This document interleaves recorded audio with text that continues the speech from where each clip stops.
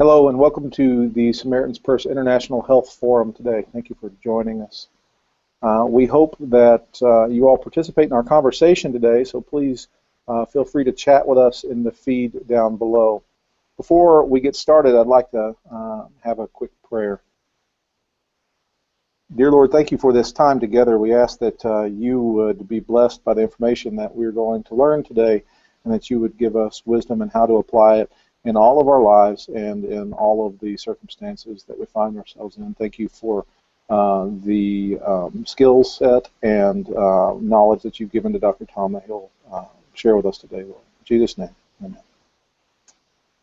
So to introduce Dr. Tom Sanderson, I'd like to say just a couple words. He has 34 years of experience in emergency medicine and has worked in 10 different countries. He's a graduate of UAB, University of Alabama in Birmingham School of Medicine, and served in the U.S. Air Force Hospital, Transportal Hospital, Mount Home, Idaho. And his current post is in a critical access hospital in Cottonwood, Idaho. So before further ado, I'd like to turn this over to Dr. Tom so he can begin this presentation. Hello, I'm Dr. Tom Sanderson, the speaker for today, and I'm going to talk about complex humanitarian emergencies or crises. There are potentials for emergencies everywhere you go. My favorite place to go is the Idaho backcountry, where we like to hike the high mountain lakes and bow hunt for elk. Our other favorite pastime is whitewater rafting in Idaho. If you think I'm a little crazy, I have a wife who likes to paddle with an inflatable kayak, and fortunately we haven't had any major disasters yet. Many of you listening today have probably been involved in some type of disaster situations. I want to give you some facts about natural disasters and differentiate a natural disaster from a complex humanitarian emergency. The definition of a complex humanitarian emergency is when a crisis or a natural disaster happens in a country, a region, or society. There is a total or considerable breakdown of authority resulting from internal or external conflicts, which requires an international response that goes beyond the mandate or capacity of any single and/or ongoing UN country program. There usually is some underlying instability in the country or region, and then a crisis, natural disaster, or an emergency happens on top of that instability. The resulting problems in the regions are often ongoing for decades. There are refugee camps in Algeria that have been in place now for more than 40 years. In an isolated natural disaster, a country is typically able to recover in a shorter period of time, whereas a complex humanitarian emergency often goes on for many years, such as the situation in Sudan, which is again flaring up as we speak. In 2011, Japan suffered the tsunami with the loss of 18,000 lives and a nuclear meltdown. But the government was strong, malnutrition was not a problem, and poverty was not an issue. The Japanese government took care of the disaster themselves with very little outside help. To qualify as a complex humanitarian emergency, the following components must be present. First is conflict or war. 2, poverty. 3, hunger, but probably a better term here, in my opinion, is malnutrition. And 4, displacement. I personally dislike the word hunger used in their definition, as almost every obese person I know is hungry. At the food banks where I volunteered, 90% of the people are overweight or obese. So I think the term really needs to be changed to protein calorie malnutrition instead of hunger. Worldwide, 45% of the pediatric deaths are due to or related to protein calorie malnutrition state of the child, as you heard in last month's forum. A serious complex humanitarian emergency has 3 or 4 of the components listed on the previous slide. The primary complex humanitarian emergency or crisis in the world at the present time is the Syrian conflict. It's estimated that 4 billion, or 60% of the world's population, live in disaster-prone areas, such as lowlands that are susceptible to flooding, drought-prone areas, or heat or cold-stressed areas. 2010 was a banner year for natural disasters. There were 373 natural disasters recorded in the world, with more than 300,000 deaths.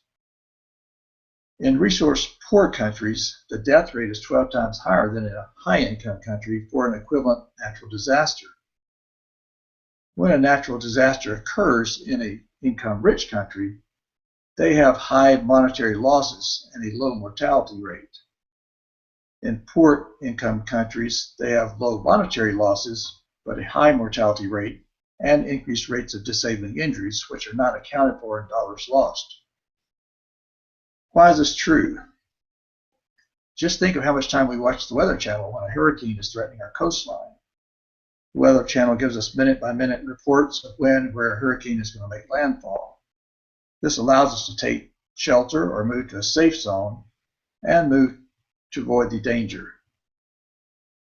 High-income countries have more early warning systems in place, more stringent building codes, and resources to help in a crisis situation. The 8.0 earthquake in Sichuan, China in 2008, the tragedy was compounded by poor building standards such as lack of rebar and incorrect concrete mixture, which resulted in the collapse of school buildings, killing many children. The media focused on the rescue attempts of pulling children from the rubble, which is what sells news. However, the greatest death toll in Sichuan was in the rural, low-density housing areas with persons over 60 years of age. In that disaster, there was a large mismatch of the type of doctors needed also. There was a doctor-patient ratio of 1 to 3, with about 80% orthopedists and almost no anesthesiologists.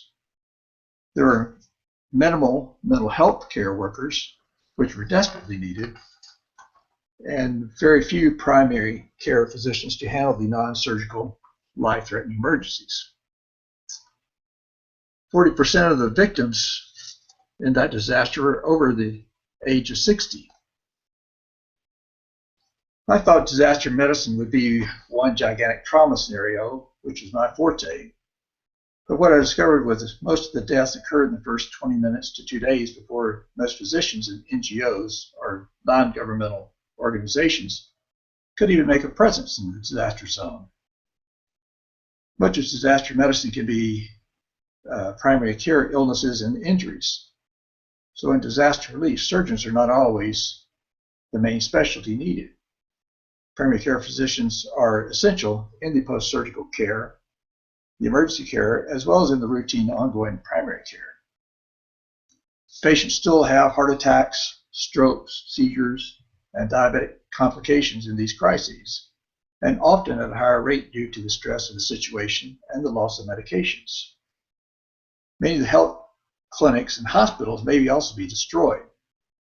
Often the doctors or nurses may be injured themselves. In addition, they may be dealing with the loss of or injury to family members, or the loss of property. In conflict areas, if they are an ethnic minority, they may be afraid to go to work due to fear of attack. In a complex humanitarian emergency or disaster, many of the pharmacies as well as the patient's medications may be destroyed or lost as they flee. Patients still need their diabetic medications, seizure medications, and antihypertensives. So be prepared to use a formulary that may not be familiar to you with lists of generic drugs from foreign manufacturers. You may find yourself looking at a list of available drugs, trying to replace a patient's medication with another foreign drug in a similar drug class, but have no idea about the equivalency ratings. Sometimes their medications are not the same and do not have the same quality controls as we do in the US. One of my partners sent back a 500 milligram ciprofloxacin tablet manufactured in India one time to be analyzed in the US. He found out that it had a total of 25 milligrams of ciprofloxacin in it, and found out why the ciprofloxacin was not working in that disaster area. In one disaster area, the pharmacy stock we had contained 5 different concentrations of liquid children's acetaminophen, which made it very difficult and dangerous in dosing small children. Many malnourished children cannot tolerate acetaminophen in the doses we routinely give in the US. Their livers are just not able to metabolize acetaminophen as well in the malnourished state, and overdosing can occur at much lower doses and possibly be fatal. Typhoon Yolanda in the Philippines in 2013, similar problems occurred with many of the structures as it did in the Sichuan earthquake. Schools that were supposed to be safe zones and protection from typhoons were totally washed off their foundations. Here you can all see is just a slab of concrete left. And nearby there were more than 200 graves next to this former school site. In recent years, most of the complex humanitarian emergencies have been caused by intra-country fighting and not as a result of wars between nations or natural disasters. The UN estimates that there were more than 169 million people killed in complex humanitarian emergencies or crises in the 20th century, and that there were 17 separate complex humanitarian emergencies that had more than 1 million lives lost. In World War II and the wars prior to in World War I and the wars prior to World War I, most of the battlefields were outside of the population areas, and there were limited civilian casualties. However, since World War II, 90% of the deaths in conflicts have been civilian. For example, in the Democratic Republic of Congo, there are 62 nonviolent deaths for every one combatant death. It's thought there have been more deaths in the Democratic Republic of Congo than any conflict since World War II, but we've heard virtually nothing about that conflict in the news for more than 20 years. In 2030, it's estimated that 60% of the population of Africa will be less than 18 years of age. There are already more than 30 million small arms in Africa, and 80% are in civilian hands. Sub-Saharan Africa has 11% of the world's population, but has 24% of the world's disease burden and only 3% of the healthcare workers. According to one study, in Liberia, only 40% of the doctors even have actual medical degrees. With hunger, lack of employment, breakdown of the families due to HIV, social pressures, tribalism, and weak, corrupt governments, you can see there's a setup for multiple complex humanitarian emergencies in Africa. Most of the wars we see today are internal conflicts, causing people to flee their homes to places within their own country, becoming internally displaced persons.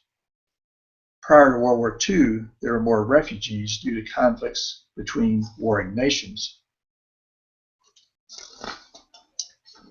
In 2010, before the Syrian conflict started, there were a total of 43.7 million displaced persons in the world. 15.4 million were classified as refugees, or ones fleeing from their own country to another country.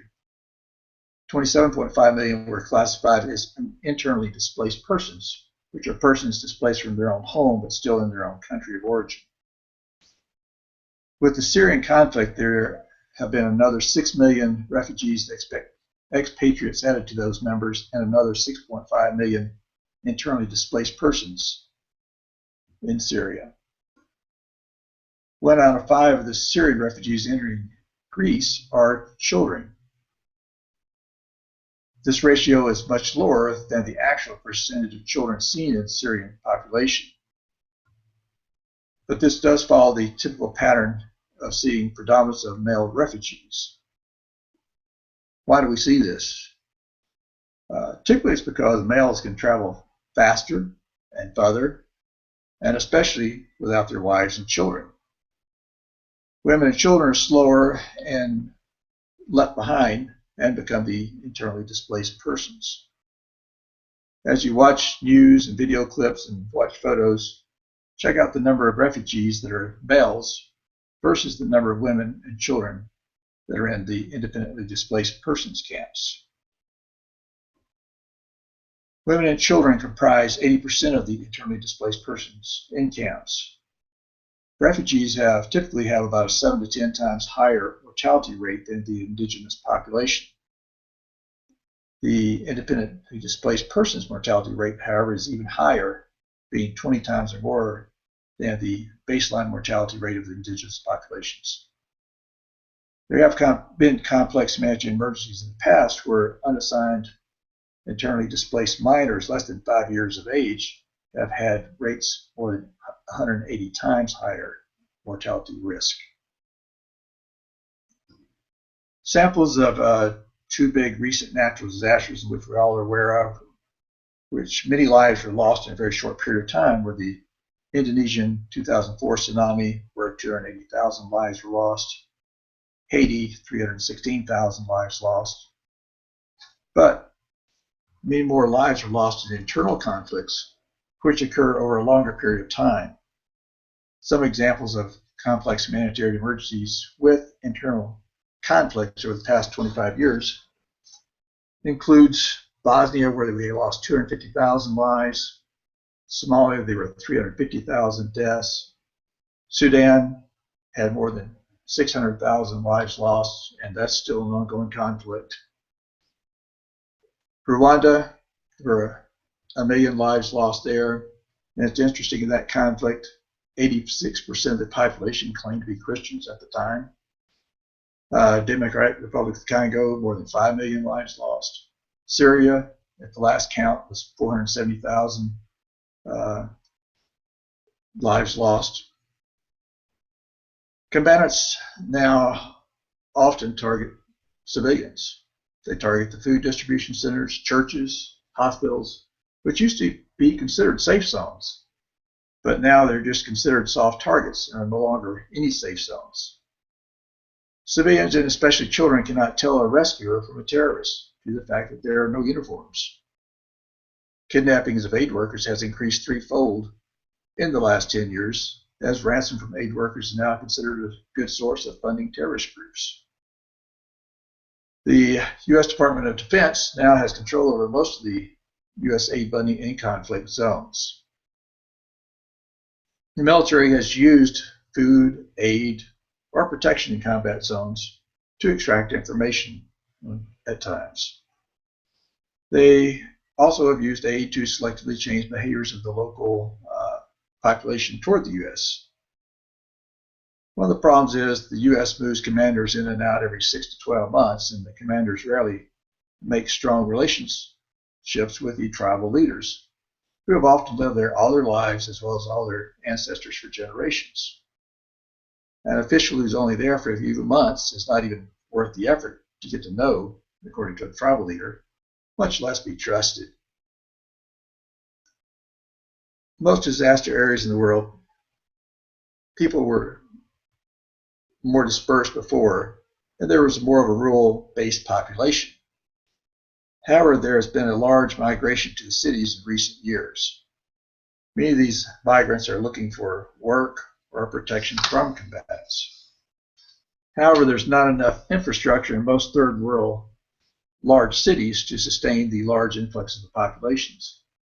In 2008, for the first time in history, there was a larger urban population than a rural population. This was due to migration from the rural areas into the cities, and not just from a high birth rate in the cities. Cities used to be considered a safe place to take refuge during a disaster, except for earthquakes, but this is no longer true. Extreme poverty many times increases when people move from the rural area to the cities, as they can no longer raise their own crops. Sanitation and water become a large problem in densely populated areas. 60% of the people in Nairobi live in slums, and only 24% have toilets of any kind. Most women in the slums have to walk 10 minutes or more to a toilet. Many women in rural areas move to the city for social protection from rape, but they are often at an increased danger when they move to the city. Sadly, many times they end up in prostitution to support themselves or their children. The incidence in rape is much higher in a complex humanitarian emergency, and many of the children born from a rape incident are often abandoned, dumped in a pit toilet, or killed. The UN has established a priority of importance for issues to be addressed in a complex humanitarian emergency or disaster. The first is just a rapid needs assessment. The second is the WASH phenomenon, or the water, sanitation, and hygiene. Third, food and nutrition. Fourth, shelter and site planning. Fifth is health control. Sixth is control of communicable diseases. 7, public health surveillance. 7, human resources and training, and then coordination between 8 groups. You see, we as doctors are kind of down the line here. We're not first in priority. And why do you think they established this order? It's because in the early stages of a disaster, most deaths occur within that first 48 hours before we arrive. The second wave of early deaths that occur in a complex humanitarian emergency or a disaster are due to diarrheal illnesses, upper respiratory infections, illnesses, measles, and malaria, most of which are best treated by prevention rather than by medications. Water and sanitation decreases mortality more than any other intervention that we as physicians can perform. We as doctors typically want to come in and have our priority, our supplies to be delivered and set up so we can start seeing and treating patients immediately. But more lives can be saved and more illnesses can be prevented if we keep these priorities set by the UN guidelines. We are not the most important person in a disaster setting. Actually, the sanitation staff are. SATs tell us that 5,000 children die daily of diarrheal illnesses, or 1.8 million deaths globally per year. 88% of these cases are preventable with clean water and sanitation. 50% of the global hospital beds are taken up with diarrheal illnesses, so sanitation has to be controlled on day one if you want to treat anything other than diarrheal illnesses. Most of the big problems, one of the big problems is children in third world areas. They often do not have the concept of hygiene or using a toilet to prevent illnesses. They are the most sensitive to getting the diarrheal illnesses, yet they are also the perpetrators being the ones who spread the disease the most. WASH mnemonic probably should be rearranged in priority to read: 1 should be sanitation, 2 hand washing, 3 water quantity, and 4th is water quality, according to the studies. When a complex humanitarian emergency occurs, groups of people that are most susceptible are following. 1 is children, due to their high metabolic rate, and followed by women, which have increased metabolic demands. 3rd, the disabled and elderly. 4th are just women in general. And 5th are the losing side of combatants who have been disarmed. It's estimated that there have been 77 million children less than 15 years old who have been in disaster situations since the 1990s. There are 20 million displaced or refugee children in Africa alone, 200,000 child warriors, 2 million African children have died in wars, and 6 million have been disabled for life. When you drive the streets of third world countries, you see mostly groups of young boys congregating together to survive. You seldom see the young girls in the streets because most of the girls are picked up, taken into homes for domestic help, or taken into sex trade purposes. Children are the most photographed and the least listened to members of the society. There are few, if any, dedicated pediatric crisis teams. Remember that 80% of the internally displaced persons are women and children. In the Syrian conflict at present time, about 1 out of 4 of the women between the ages of 15 to 49 in the independently displaced persons camps are pregnant.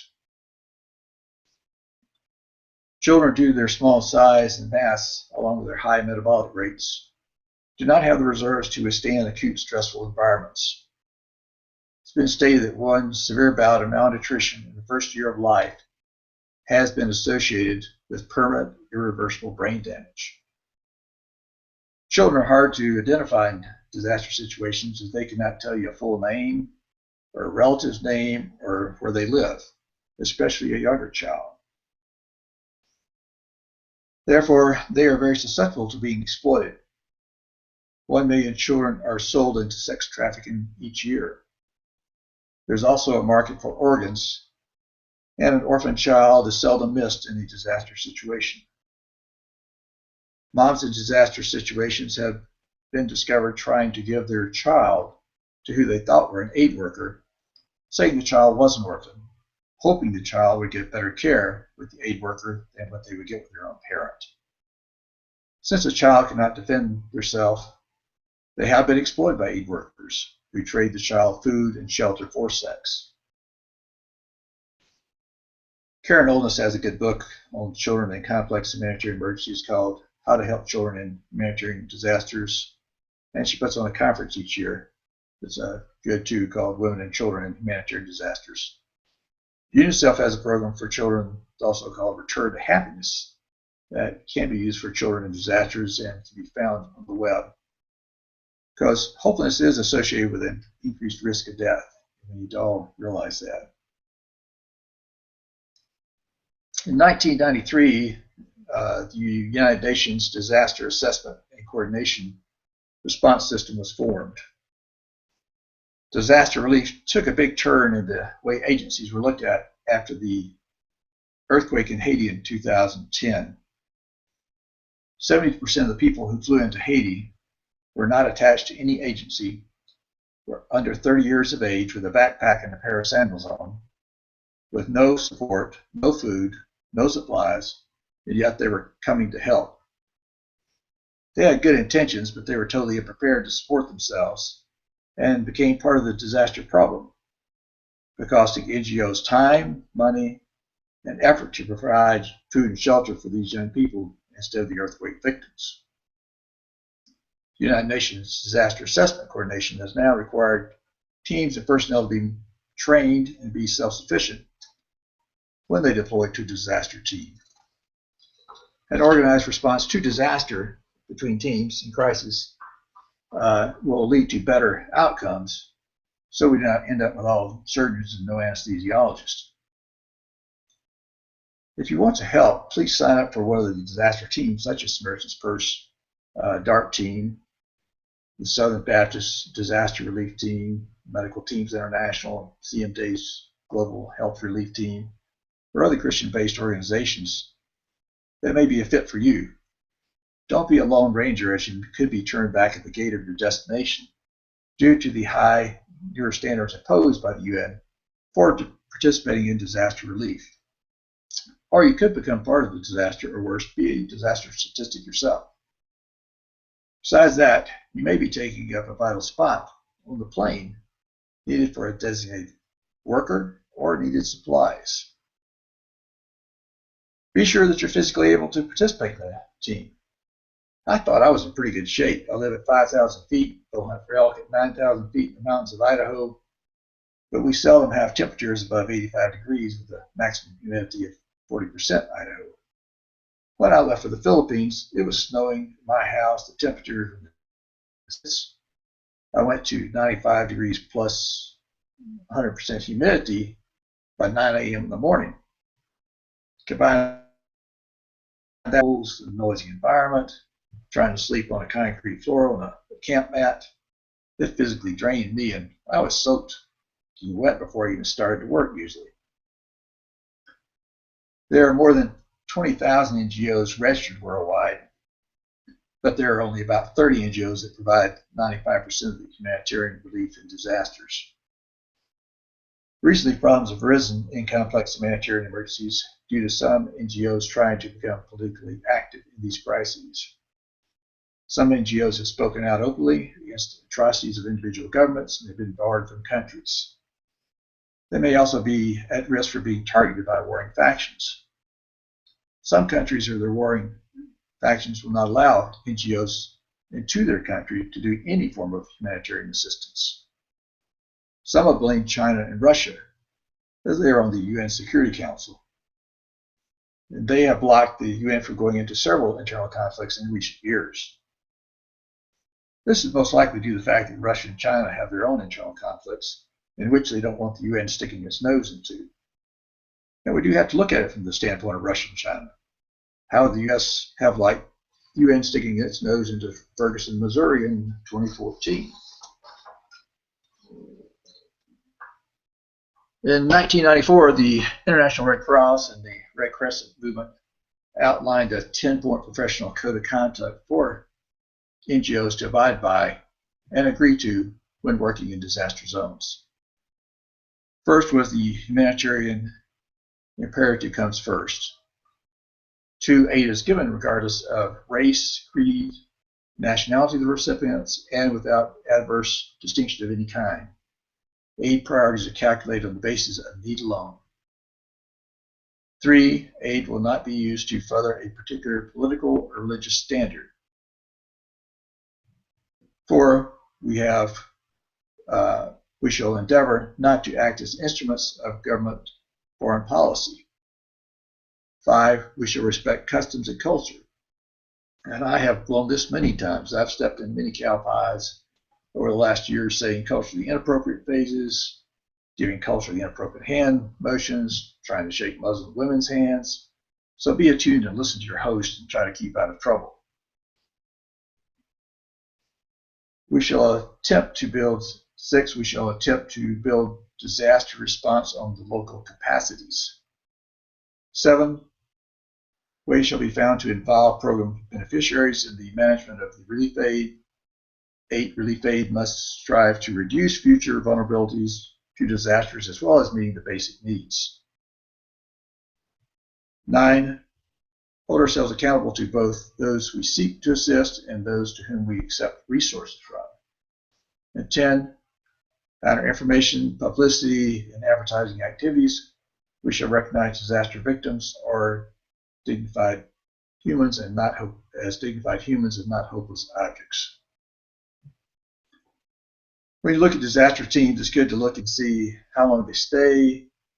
Many teams you'll see will set up huge tents right at the end of the runway, the airport, near a disaster scene. That way they can be photographed by news agencies with their logo in the background, and they are out of there as soon as the media stops running the disaster as the top headline news. So there can be competition for sites near the news media, which increases the possibility of getting interviews, which improves fundraising. I know Samaritans Purse and CMDA's operations in the Philippines were stationed several miles from the airport in areas that were far from where most of the other NGOs were set up. When a complex humanitarian emergency occurs, it may be very difficult for an NGO to get to a more remote site. But we have to look at what the victims' needs are, where the most casualties are, how the transportation systems have been affected, and not have all the NGOs congregate in one area, especially at the end of the runway. Samaritan's Purse is one of the first teams in and one of the last teams out in the disaster area from what I've seen. Donors are needed to run a disaster relief program, as it's very expensive to be ready and to be prepared for so many different types of emergencies that occur in so many different climates of the world. Everywhere I go, however, one of the first questions I'm usually asked is, do I go with MSF or Doctors Without Borders? The image is huge on the donor side, and MSF has the recognized logo as a go-to organization for donations in many large portions of the U.S. And they have ads in many magazines worldwide. But like the hymn says, the world needs to know that we are Christians by our love. 1 John 3:18 says, let us not love with words or speech, but with actions and in truth. And James 1:27 tells us religion that God, our Father, accepts as pure and faultless as this, to look after orphans and widows in their distress, and to keep oneself from being polluted by the world. We need to be known for our love and our compassion, and not for our magazine ads. NGOs are often competing for donor dollars as well as UN dollars, if they've been certified for the UN in participating in disaster relief. It's been stated that an earthquake with 2 victims will get as much or more media attention than a crisis with 40,000 starvation victims. And why do we think this is true? I think it's part of our society. We as a nation like trauma. We like disasters. We like TV shows like 1,000 Ways to Die. It's one of my sister's favorite programs. She watches it all the time.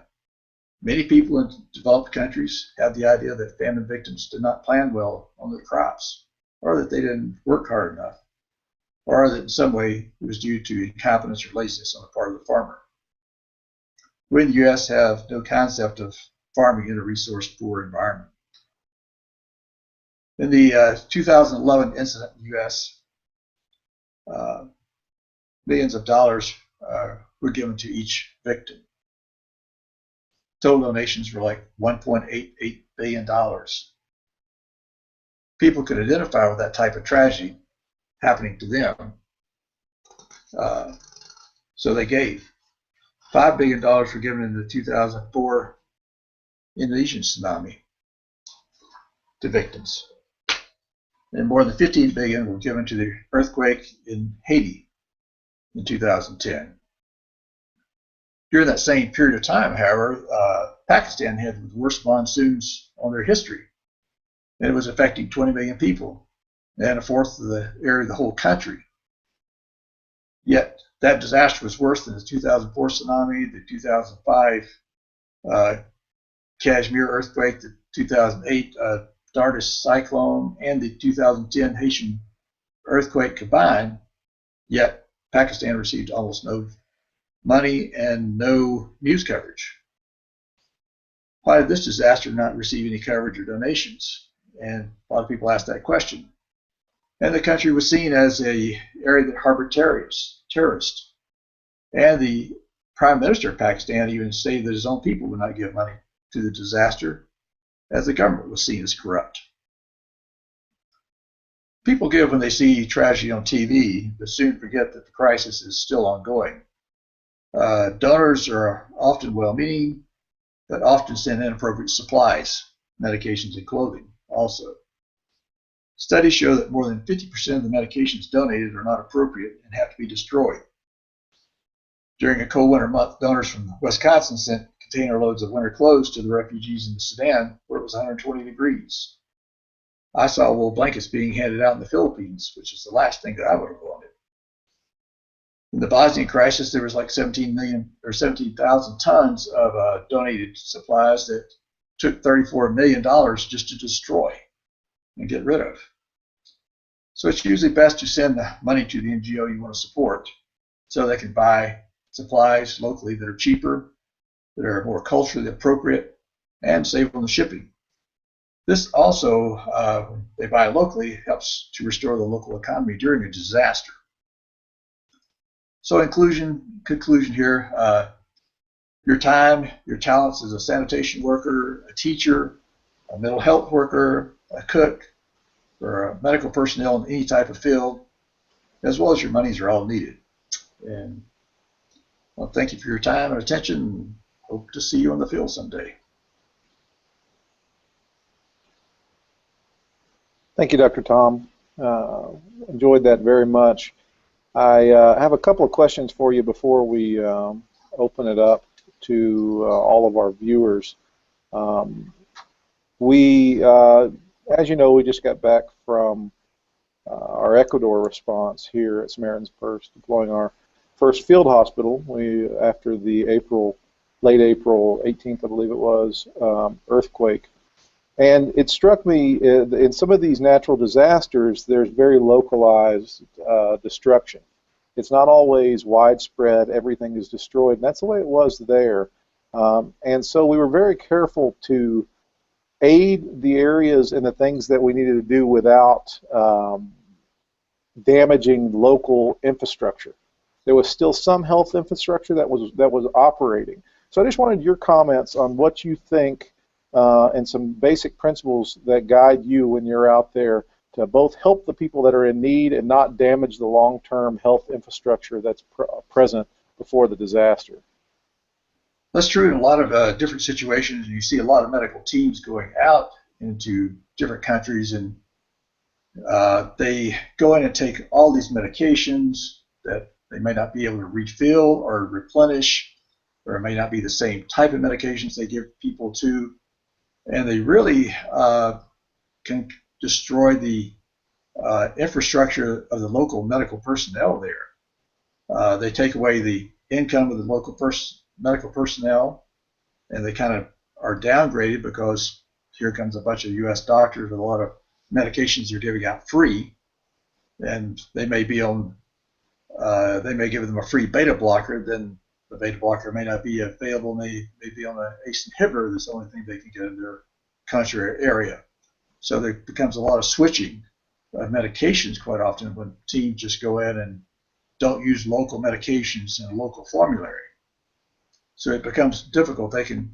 Teams can destroy a local economy for the physicians, run them out of business essentially, and then people can have complications being switched back and forth to a lot of different types of medications that are not present in their local economy or area or country.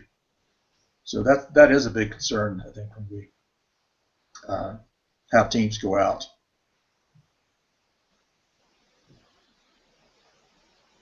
Thank you, Dr. Tom.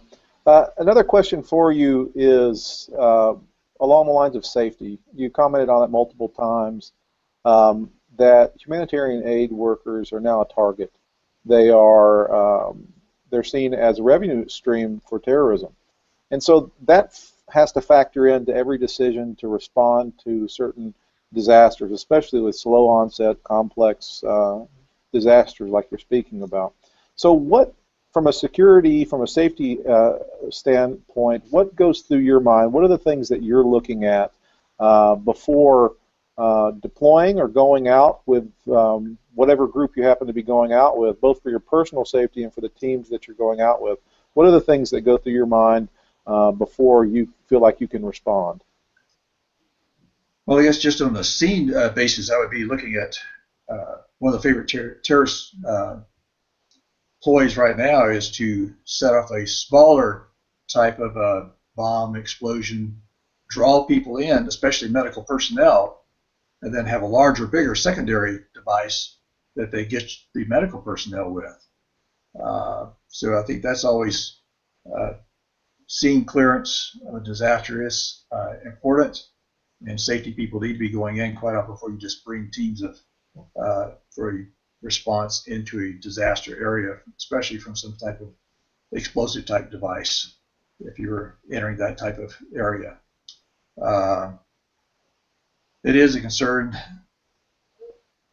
Each person has to, I guess, take their own risk assessment of how much they're willing to risk, because we never know going into a disaster zone what you're going to be facing at times. You're going to have to send in, I think it's best to send in a rapid teams assessment team to do that assessment, but and then they need to report back to the rest of the NGO or group what they find and give them an honest view of what risk they're taking.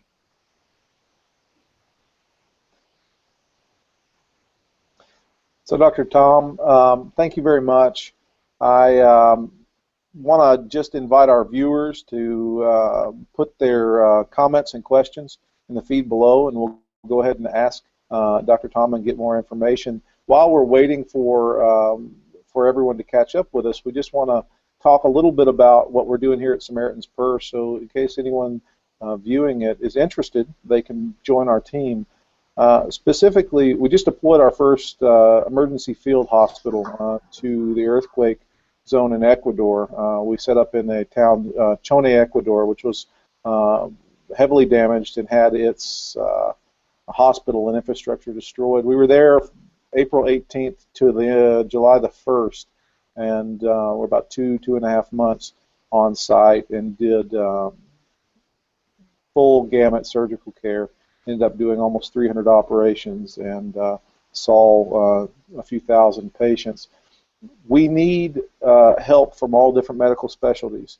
We have what's called disaster assistance response teams, which include medical professionals in both field hospital deployments and the non-field hospital deployments. If you're interested at all in doing this, please go to SamaritansPurse.org/DART, D-A-R-T, and you'll find a link to the application there.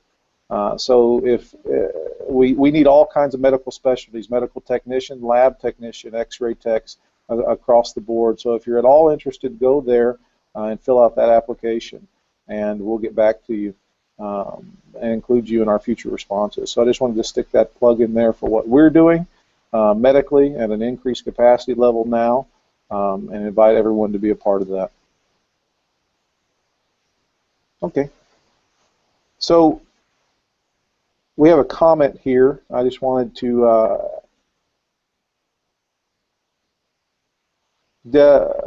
Jeff Subra says, thanks, Tom. Great to see you again. You were finishing up in Tacloban as we were coming in.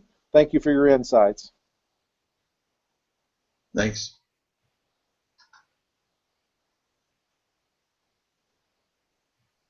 All right. Any other questions that we have from anybody else?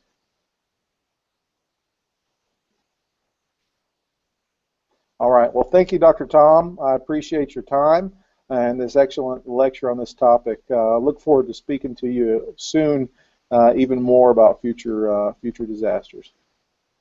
Thanks. I want one more thing to make sure everyone's aware of. A reminder that CME credit is available for these lectures. The form and instructions will be in your email, and you'll have a follow-up email with a link to this recording. If you're not on that email list, there's a sign-up at the top of this page. We welcome your feedback on this webinar today and this new website we have. You can reply to the follow-up email or leave your comments below. And make sure to come back for the next webinar, Wednesday, August 10th, with Dr. Aaron Kelly. We'll be talking about disaster response. And thank you for joining us. We hope to see you then.